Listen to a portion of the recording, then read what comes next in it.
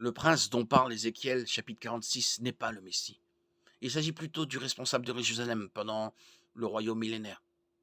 Il n'est pas Jésus, mais il sert sous l'autorité de Jésus. Nous savons que ce prince n'est pas le Seigneur parce qu'il doit faire un sacrifice pour le péché, pour lui-même et pour le peuple. Ce jour-là, le prince offrira un taureau en sacrifice pour le péché, pour lui et pour tout le peuple du pays. Ézéchiel 45, 22. Quelle que soit son identité, ce prince est un homme avec une nature pécheresse qui doit être expiée. La porte orientée vers l'est décrite par Ézéchiel est différente de la porte orientale visible aujourd'hui dans l'ancienne muraille de Jérusalem. La porte actuelle, scellée, n'existait pas à l'époque du Christ, et le Seigneur ne l'a donc jamais franchie.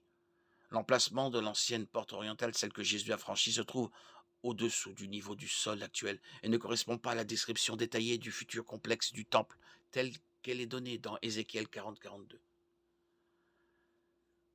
Nous ne pouvons qu'en déduire que la porte orientale d'Ézéchiel chapitre 44 fera partie du futur complexe du temple millénaire, pas encore construit. Comment interpréter alors les allées et venues de la gloire de Dieu et la fermeture de la porte orientale dans la prophétie d'Ézéchiel? Le prophète voit la gloire du Seigneur s'éloigner du temple au chapitre 10 à cause de la mauvaise conduite du peuple. Il s'agit ici du premier temple détruit par les Babyloniens en 586 avant Jésus-Christ. Plus tard, au chapitre 43, Ézéchiel voit la gloire revenir dans le temple. Il s'agit du nouveau temple agrandi, du royaume millénaire. Au chapitre 44, il est dit à Ézéchiel que la porte orientale du temple restera fermée parce que le Seigneur, le Dieu d'Israël, est entré par là.